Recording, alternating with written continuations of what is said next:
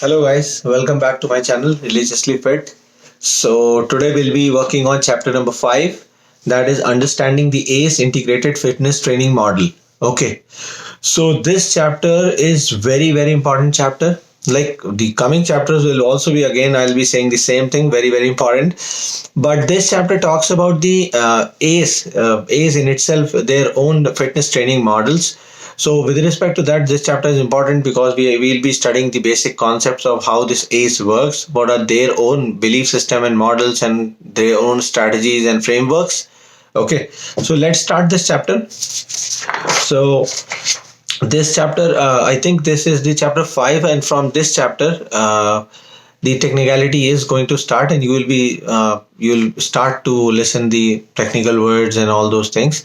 So now I think the theory part is kind of over. Not we'll be seeing theory part in after around chapter 12 or so, but in between, like from chapter 6 to chapter 11, those are all very much technical chapters. Okay, so let's start this chapter. So this chapter starts directly with the recommendations. Okay, the recommendations for aerobic cardiovascular endurance exercises and the recommendations for resistance exercises. Okay, so this is present in table 5-2 and 5-3 on the page 90 and 91 respectively.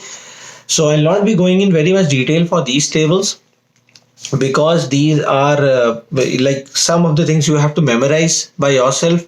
But yeah, I'll be giving you a high level overview what they are talking about, the recommendations with these aerobic and resistance training. So they are talking about the basically a few criteria on which we create the program design for a client. So those criteria are like frequency, how frequent the client will be performing exercises, the intensity, will it be a moderate or a vigorous one, okay, the time, like 20 minutes a day or 30 to 60 minutes, what exactly the timing, the type of exercise, like will it be a regular exercise that involve major muscle group and it is continuous and rhythmic in nature. The volume depends on MET, which I'll be discussing further in this chapter.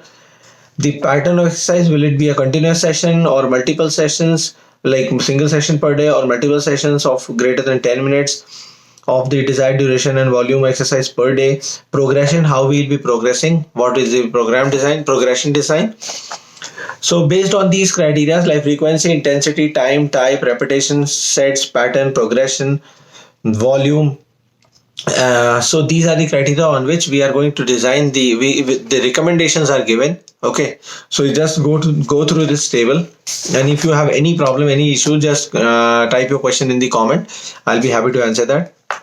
Okay, so moving forward to the foundation of this course. Okay, the foundation runs on function, health, fitness and performance continuum. What is function, health, fitness, performance? This is basically the progression in which we have to train a client. So first comes the function. Okay, parallelly, when I'm teaching you this function, health, fitness, performance continuum, on the same ground I'll be teaching you one more topic that overlaps with this one, that is the type of training. Okay, so the two types of training that ACE integrated fitness training model says is, first is functional training and resistance training, functional movement and resistance training. The second one is cardiorespiratory training. Okay, so these both the trainings have 4 different phases in them. Okay, the 4 different phases sit on this model which I just said. Okay, fitness, health, function, health, fitness and performance continuum. So when we are talking about function, so what is function? Function is the phase 1 of cardiorespiratory training and movement, functional movement and resistance training. This phase 1 is basically, we are talking about the functioning, we are talking about the stability and mobility. Okay, along with that we are talking about the aerobic based training. So aerobic based training comes under cardiorespiratory training.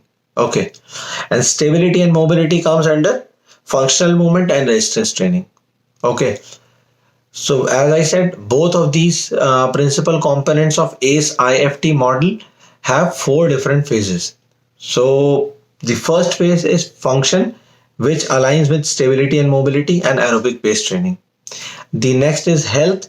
Health is the phase 2, which aligns with movement training and cardio and aerobic efficiency training. The third one is fitness, that is synonymous with load training and aerobic endurance training.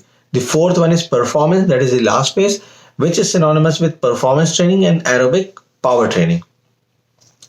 So the functional movement and resistance training, as I said, is composed of four different phases. The first is stability and mobility, then movement training, then load training, then performance training. Okay, if you are confused, I'm trying to clarify, specifically segregate all those things. And when we are talking about cardiorespiratory training, this that is again divided into four different phases. The first one is aerobic based training, then aerobic efficiency training, then aerobic endurance training, and then it is aerobic power training.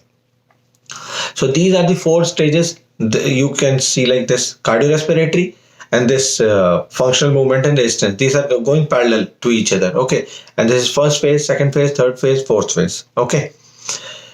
And likewise, this is like technical. In technical terms, I'm making you understand when you are doing a resistance training your client on functional movement and resistance training, or you are training them on cardiorespiratory training. You have to make the progression in this fashion only. First, you have to do the mobility, stability, and mobility. Okay, then you have to do the movement. Then you have to do the load. Then you have to do the performance.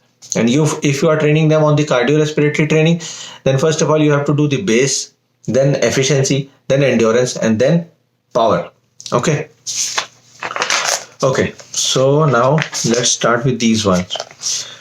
So when we start with this functional movement and resistance training, and we are starting with the phase 1, that is the stability and mobility training. So what we are trying to achieve here is we are trying to check the basic assessment of basically the posture, balance, movement, and range of motion. Range of motion of hip, ankle, shoulder complex, thoracic spine, lumbar spine.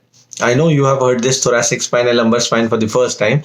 I'll teach you. Don't worry, and you are going to listen to these words again and again in the coming chapter. Okay, but I'll give you a brief idea. What is thoracic spine? This is the thoracic spine. And what is lumbar spine? This one is the lower back is the lumbar spine.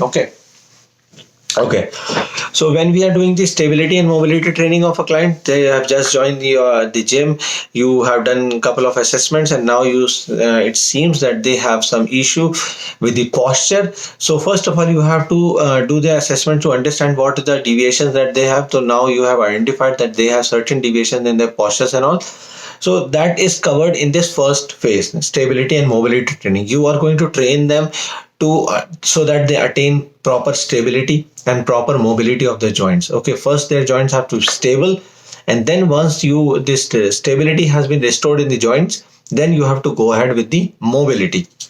Okay, so you will be checking the posture, balance, movement, and range of motion in stability and mobility.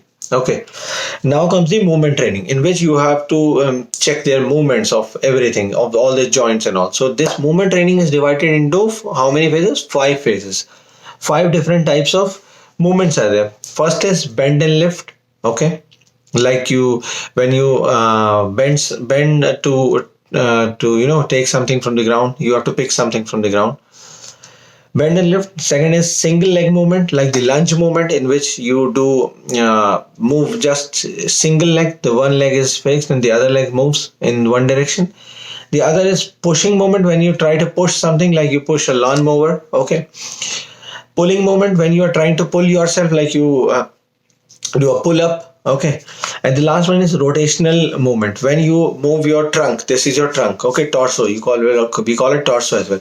When we just move around to pull something from the side. Okay, that is a spiral movement. Your torso moves around your pelvic region. What is pelvic region? The pelvis region. Okay. So we'll be talking about planes also, but after completing this. Okay, now comes the load training. Load training is when you provide the external resistance. Okay, when you provide dumbbells or plates or these bands and all. So that is load training. And the last one is performance training. Performance training is done mostly with the athletes, people who have some professional goal to achieve. So that kind of training is mostly focused more on the agility, speed, power. Okay, so that is like plyometrics, those come under this phase 4, that is performance training.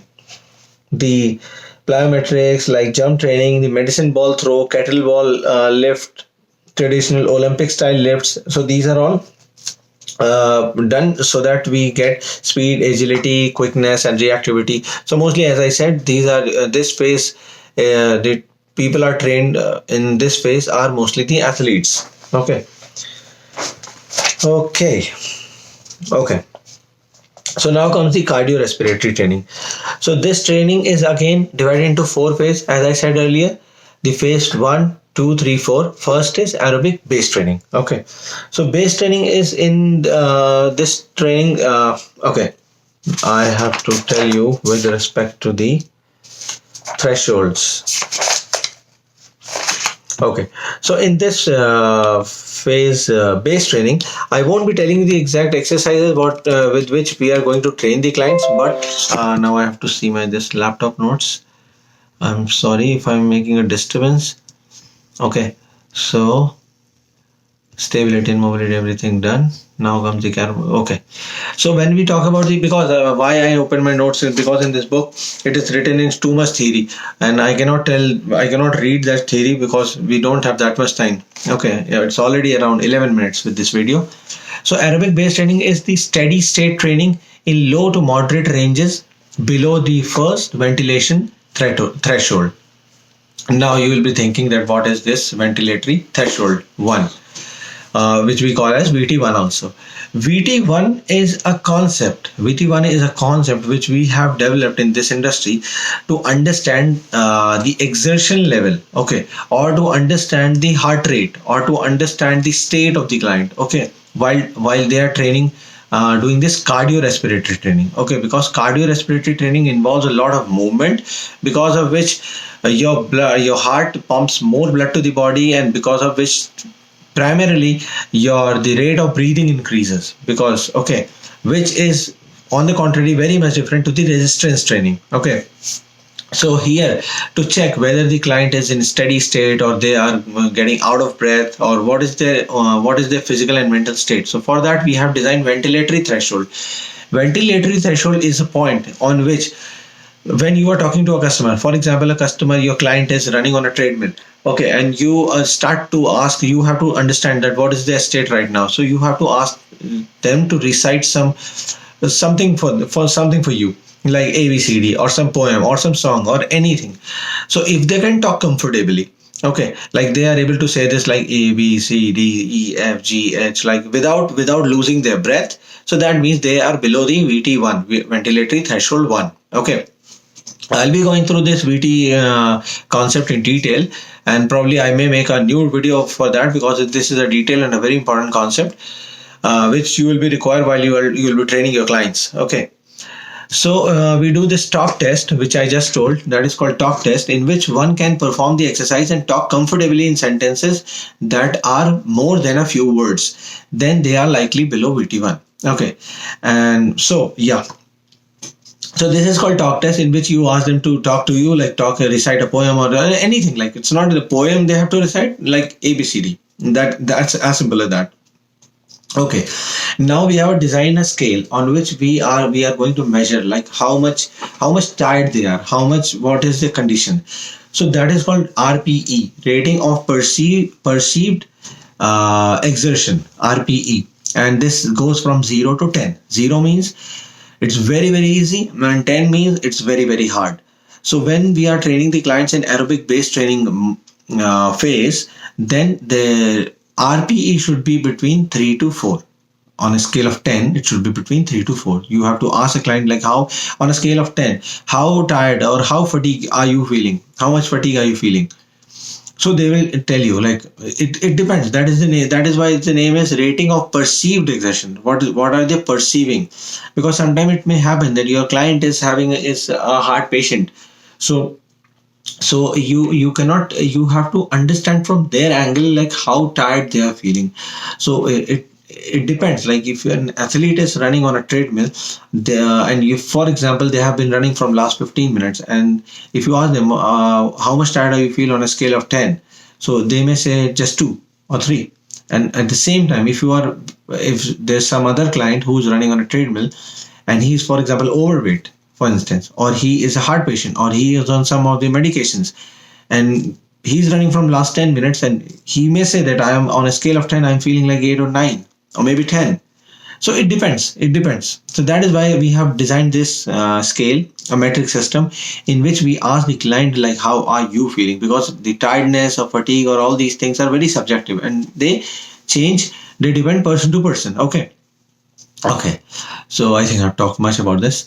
So now it comes to the phase two, that is aerobic efficiency training, in which we the goal is to enhance aerobic efficiency through increased duration, frequency, and intensity.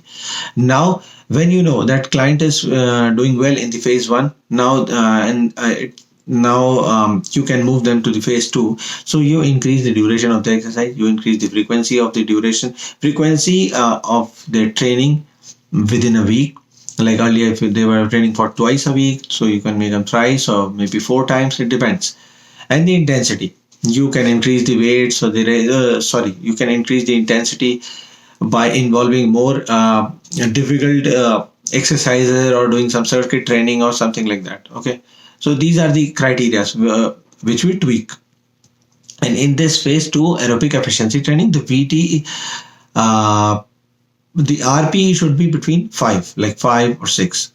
That is the range. Okay. Now comes the phase 3, that is aerobic endurance training. This is the goal of this stage, is to improve performance in endurance events. Okay. Like train fitness enthusiasts for higher level of cardiorespiratory fitness, introduce higher intensity intervals. So the RPE in this phase is around 7 to 8. Okay. And again, now this phase 3, that is aerobic endurance training, is going to be divided into different zones. Okay. So there will be 3 zones in this training. The first zone is below VT1. Below VT1, that I told, like client is able to recite words, more than a few words easily without losing their breath. So this phase 3 training, aerobic endurance training, is divided into 3 zones. And these 3 zones, how are we going to manage these 3 zones? At first, we will be training 70 to 80% of the training time will be spent in zone 1. Zone 1 will be below this VT1. Okay. So most of the time will be spent on VT1. Like they are easily able to pull their exercise routine. Okay. The recovery workouts, the warm up, the cool down, the long distance workout. These are some of the examples. RPE will be again 3 to 4, and this will be conducted several days a week. Then zone 2. Zone 2 is from VT1 to just below VT2. Now what is VT2? VT2 is a point in which they are now not able to comfortably recite a few words or a couple of words. They have started losing their breath. Okay, so as the exercise toughens, as the exercise moves up to the next level, obviously the client will be feeling fatigued, will be feeling more tired. On the RPE scale, they'll be telling you maybe 7, maybe 8, maybe 5, 6, 7, 8, something like that. So so this VT1 comes when they are not able to recite couple of words comfortably. So now this zone 2 will be done like 1 to 2 sessions per week, and the last one is zone 3, that is at or above VT2. So this will be 10 to 20% of the training time. The RP will be 7 to 8, and this will be conducted 1 to 2 sessions, only 2 sessions maximum per week. So zone 1 is 70 to 80% of the training time. This comes in exam. Remember this comes in exam. This is a very important concept, that how the time is going to be divided among 3 zones in the aerobic endurance training. Okay, so zone 1 70 to 80, zone 2 10%. I think I forgot to tell about zone 2. Zone 2 is 10%, and zone 3 is 10 to 20%. Okay, so there's a small topic called signs of overtraining. These are the signs in which you can understand that you are overtraining the client. Like increased resting heart rate, like when the client has done the workout, then also at the resting state the heart rate is not normal, it's elevated. Disturbed sleep, in decreased hunger on multiple days, And the solution for this is decrease the frequency, intensity, and focus on recovery with low moderate exercises with an RPE of around 3 to 4. So these are the solutions. Okay. So now coming to the last phase of this cardiorespiratory training, that is phase 4, aerobic power training. Again, this power training, just like endurance training, the last stage, phase 3, this is again divided into 3 zones, zone 1, 2, 3. And the zones are also like same, 70 to 80% time in the zone 1, 10% in zone 2, and 10 to 20% in zone 3. Okay, the difference between the efficiency and power training is obviously this last phase 4 is for the athletes, and you will be training them for agility, quickness, and reactivity, and all those things. This phase is mainly focused on delivering peak power. Peak power means when you have to deliver, you are doing a 100-meter sprint race. Okay, so you need stamina and endurance, all those things, for just for 30 seconds maybe, or a minute. Okay, so this phase targets that kind of audience.